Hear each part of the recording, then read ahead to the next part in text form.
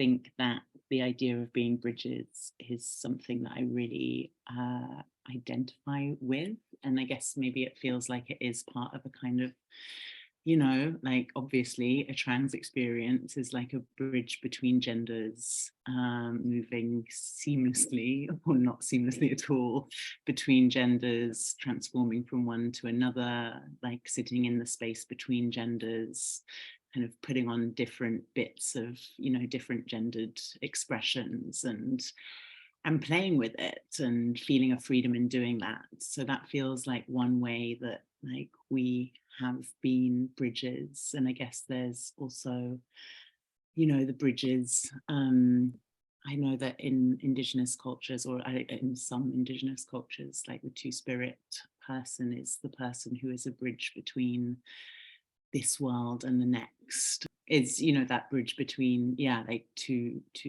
or more worlds, like the world of the living and the world of the dead, and that these people are kind of, you know, have that kind of priestly presence. And yeah, and I definitely, you know, I think I in a kind of white Western way of experiencing that is this idea that I feel so tied to ancestors that I don't know, you know, to the ancestors that I never got to remember because they weren't recorded, their lives weren't recorded, because the only thing in our recorded history is the white dudes who like owned some property or whatever.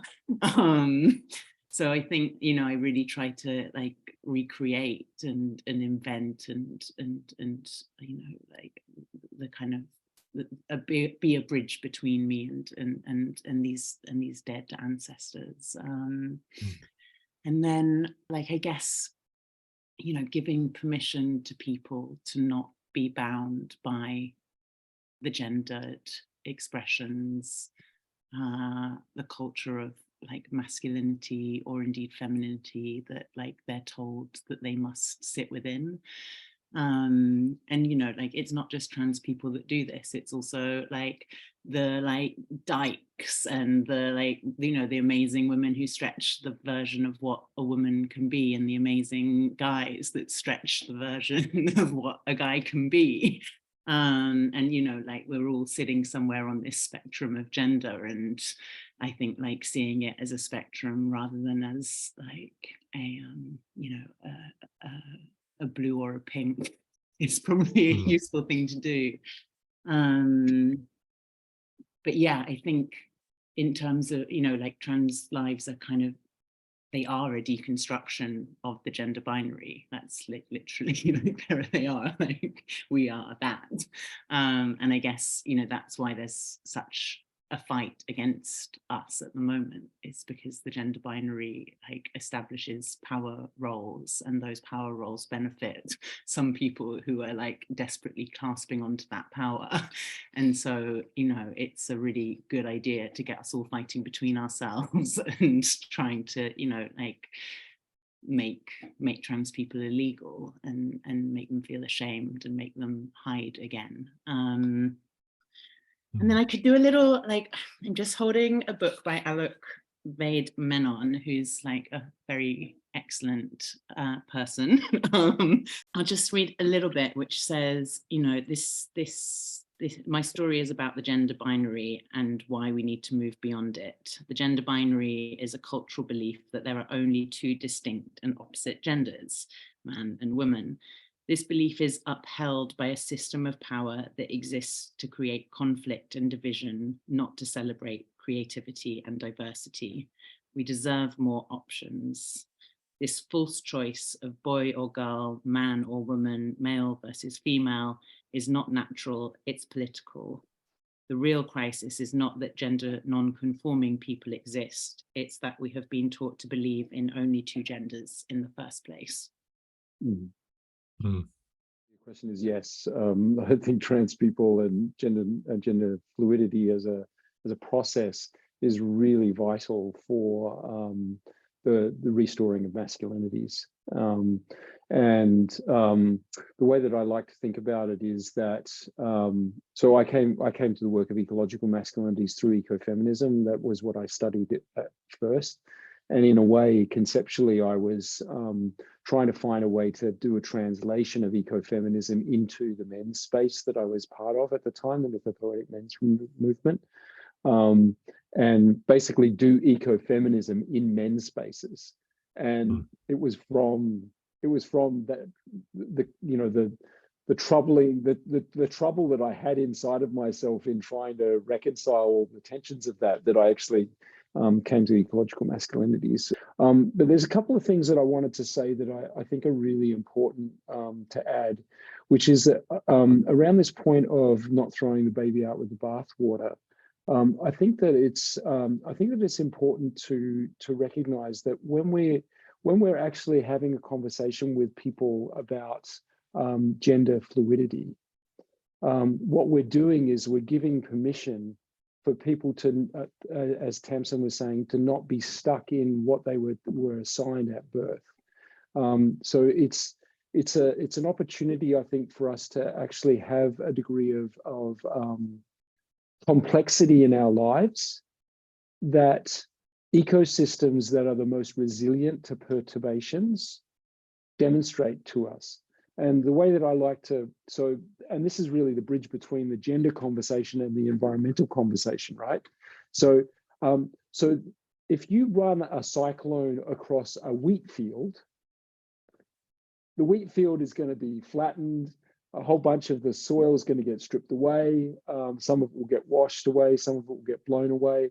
And basically the crop will be a failure. But if you run a cyclone through a complex, interconnected forest, what you have is, sure, there'll be trees, old trees will get blown down and branches will come down, leaves will come down, and water will wash through the system and move nutrients around. And suddenly that's actually like a benefit for growth and life and renewal to happen. And so I think that the work that we're doing around gender fluidity, so to come back to this question about, is the trans process, essential to restoring masculinities? I say absolutely yes, because what you find is that actually it's like going to the gym and doing workout in the more accessible way, like getting to the, people will go and work their biceps sooner than they'll work their lower back, right? Because it's the most immediate. So like you go to the most obvious places as a way of like actually then learning about what you need to do to like condition yourself holistically.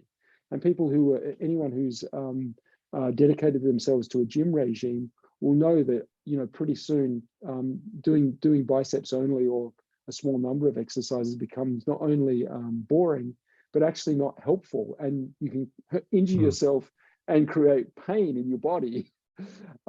Same, right? So, we want to like celebrate the trans experience that's becoming more normalized. Think how normal it is for young people in schools now to be going through periods of identifying as male, identifying as female, cross-dressing, taking on a trans identity, then coming back to a cis identity. There's something really valuable about that, because what it does is that it gives us an opportunity in the most immediate place, which is this hot potato of gender identity, to actually learn how to have a complex relationship with the planet. So if we get this right, there's a good chance that we're going to get the human nature relationship righter. So I actually think that the bridge between gender and environment is very, very clear, because it's easier for me to have the gender fluidity conversation because everyone's got an opinion about it. J.K. Rowling, controversial, caused a big explosion on the topic, but it got people talking about gender fluidity, and then we can, as we actually can reconcile those conversations, the conundrums of them, it actually helps us make peace with living in difference and complexity rather than monocultures of white heteronormative global northern male, cis male, blah blah blah, right? On and on. Just the same as the wheat field, monoculture, and you add Monsanto to it, and it's even more problematic. So these are the kinds of conundrums that I like to play with in my mind.